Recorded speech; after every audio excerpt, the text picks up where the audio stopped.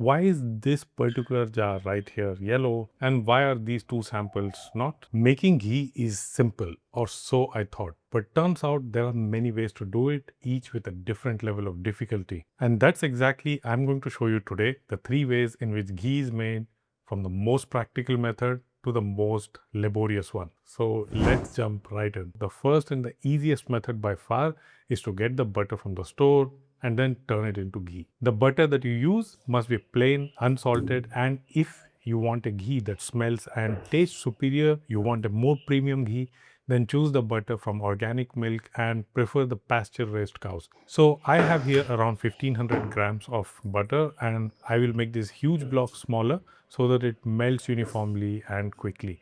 And it will also fit into the tiny pan that I have. Now all I have to do is to add all this butter into a heavy bottom or a thick pan, and here's what I would suggest. First add the butter and then turn on the heat and keep the heat on medium throughout. This will avoid the butter from burning and searing in the pan. If the heat is too low, you will stand there forever and the butter will just keep frothing, and if it's too high, the milk solids in butter will burn before the ghee is even ready. I have sped up the first 10 minutes here, so you will notice that once the butter melts completely, it foams up on the top, and if it tries to ooze out of the pan, just lower the flame and stir the surface gently with a spatula to help the vapors escape. So yes, you have to be present and attentive for about 20 to 25 minutes when you're making ghee. The foam will also block your view from what's happening inside the pan, and you have to be a little mindful about it. Later in the first 10 minutes, use a spatula and scrape the bottom of the pan to check if the solids that are settling down are browning too quickly. So I'm going to check that now, and nothing yet. So we are in the safe zone of heat. If the browning occurs too quickly, it means that the heat is too high and you have to just lower it. As the butter cooks, the milk solids will settle down in more and more quantity, and also the water quantity will slowly reduce. So this is more or less the same method for other types of ghee that I'll be showing today. That's why I'm talking in more detail here. The only thing that will change there is how I extract the butter from the milk. Now I don't skim the foam off because there's a lot of ghee that's trapped in it that you will otherwise lose. Just leave it there and it will start to clear off slowly. Now as the butter cooks further, you will notice that the bubbles are getting more vigorous and we are not there yet. After some time, the foam will significantly reduce and the bubbles will also start to look more clearer. And now that the view inside the pan is clear, you will also notice that the milk solids that are settling at the bottom are starting to turn brown. And this browning has to happen slowly. So this is when it's a good idea to lower the heat by a notch or two because the ghee isn't ready yet. So on gentle heat, leave it to simmer for about 5 more minutes so that the solids caramelize and deepen in color. After this, turn off the flame or pull the pan off the electric hot plate and let the ghee cool down completely. A lot of people stop as soon as they see the milk solids in the pan, even when it's very light in color. And if the solids look very light in color, the ghee is not ready because it will lack the color, the flavor, and that classic aroma. What you have to be careful of here is that the solids do not turn black. Well, this is when the ghee has burned and it will give a bitter flavor and aroma. Some people, depending on what part of India they are from, they add fresh herbs at this stage. And the most common ones that are used are curry leaf, betel leaf, moringa leaves, turmeric leaves, or even tulsi leaves. This will infuse flavor into the ghee as the ghee cools down. I'm showing this on a ghee that I have already made. That's why the pan looks so clean. So don't be surprised here whatever happened to the milk solids.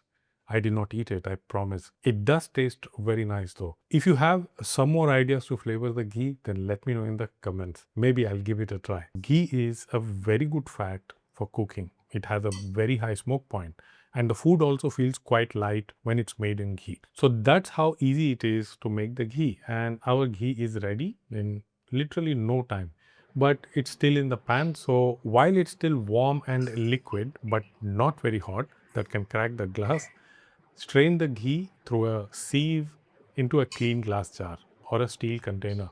And with all the solids that are left behind in the pan, scrape it with a spatula and press it to get the tapped ghee from it. But as it cools in the jar, in a day or two, you will notice that the ghee sets and looks more solid. So don't worry, it has not turned into butter again. It's ghee still and it's completely shelf stable. So there's no need to refrigerate it.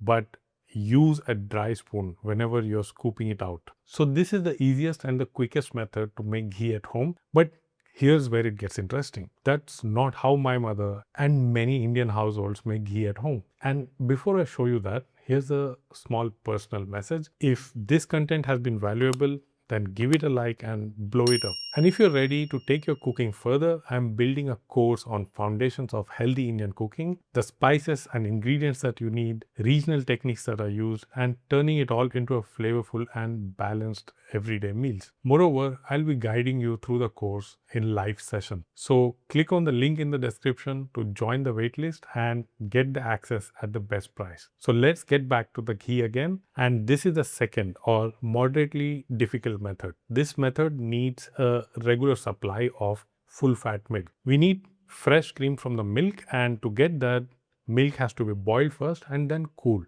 And if you keep it in a refrigerator, the yield of cream will also increase. Now, this is the cream I have collected from about 2 liters of buffalo milk, which is why it's so thick. Buffalo milk has twice the amount of fat that a cow's milk has. I'm also showing you a small sample of the process. Nobody just makes ghee with cream collected from 2 liters of milk. Ideally, for a better tasting ghee, I would suggest use cow's milk. I'll explain at the end why it matters. So growing up, I've always watched my mother collecting this cream from the milk every night before sleeping, and she would keep doing it regularly day after day, week after week. And to keep the cream fresh, it's stored in a deep freezer, and each day a new layer is added. So by the end of the month, there's a substantial amount of cream that's collected from which butter can be churned. So this collected cream, she prefers to culture it first because it simply tastes better that way. But before we culture the cream, we need to thaw it completely. Just leave it outside at room temperature on the kitchen counter, and after a couple of hours, it will be ready. And to culture it, all I'm going to do now is add a small teaspoon of yogurt to the cream and mix it nicely. But the yogurt that you are adding here must contain live cultures.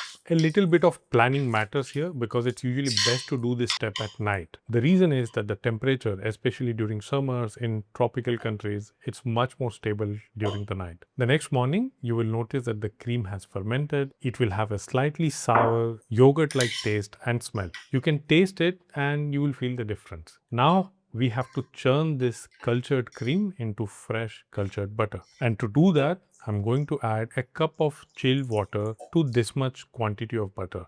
And this will help the butter stick together easily during the churning process. Now, all I have to do is whisk it gently by hand, and in no time, the butter will be ready. It took me literally 5 minutes. Even I was surprised how quickly the butter came out. You can also do this in a blender, but just add slightly more water so that the butter has separated and the liquid that's left behind is buttermilk. It's not a waste product. You can actually use it. I will separate the butter and place it into another bowl because we need to wash this butter now.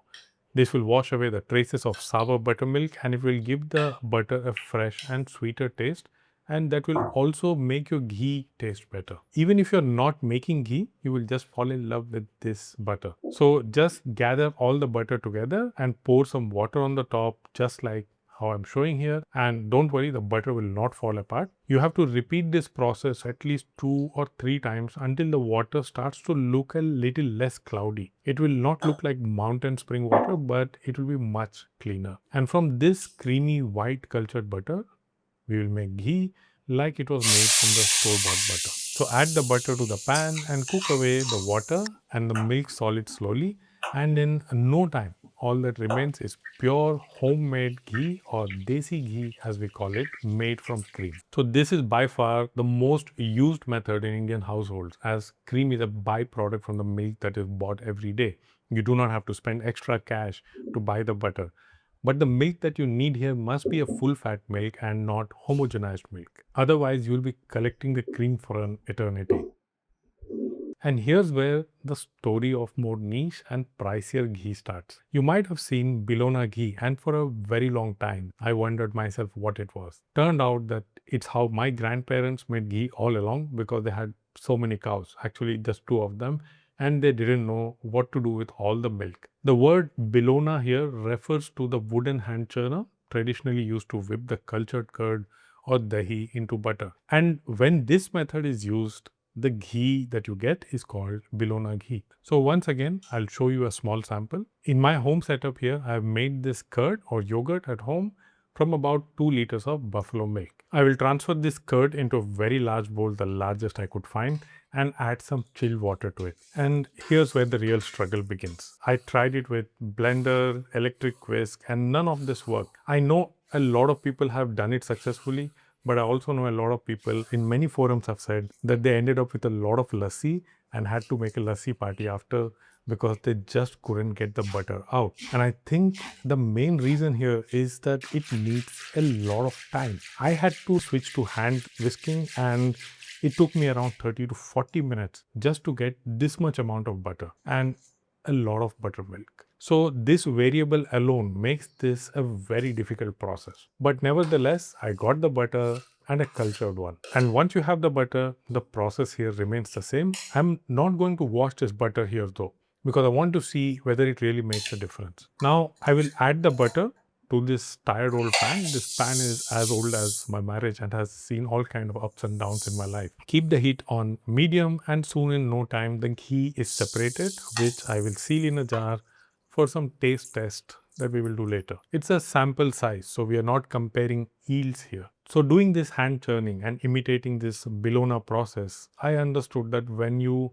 buy this expensive Bilona ghee, there's a reason for that high price tag. Making just 1 liter of ghee takes about 20 to 25 liters of milk and an immense amount of labor. And there are layers of complexity to it. Like the most expensive ones will also use the milk that's coming out of indigenous cow breeds like Gir cow that are pasture raised and have a very low yield of milk compared to the crossbred cows. And the feed and the breed of the cow is a game changer when it comes to how the ghee tastes. Alright, there you have it. All 3 ghees made from 3 different methods, and they're all set. That's why they don't look like liquid anymore. But why is this particular jar right here yellow, and why are these 2 samples not? And that's because this golden ghee is made from cow's milk, and these 2 white ghees are made from buffalo's milk. Now buffalo converts this beta carotene from the diet into colorless vitamin A completely before it even reaches the milk. Cows have the same enzyme, but it's far less efficient. So a good amount of beta carotene passes through into the milk fat, and that's why the ghee that comes out of that milk is yellow or golden yellow. Now let's do a quick taste and aroma comparison. So this cow ghee, it has a more complex nutty aroma. It just smells like there is a lot to it. It really smells premium. And this buffalo ghee, it's much milder and milkier with less aromatic complexity. Now when it comes to taste,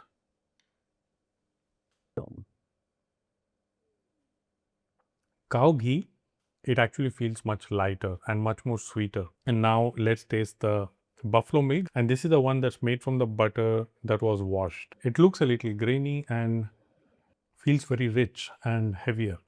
Probably that's the reason why it tastes so neutral when you compare it to cow's ghee. And this is the ghee that we made from the unwashed butter when we did the Bilona or so-called Bilona process. So when it comes to buffalo ghee, this one with the washed butter, it actually has a cleaner taste. This one is slightly inferior in the taste. But the ghee that's made from cow's milk, this one is an absolute winner. I had so much butter that my tongue is slipping out. I hope this video will help you decide and understand if the money that you're paying for the ghee is actually worth it. Let me know in the comments which method you are going to use first, and unless you have a lot of cows and a lot of storage space in your house, don't use the Bilona method. You might want to save a lot of money, but it will break your marriage. Thank you for watching, and I will see you soon in the next video.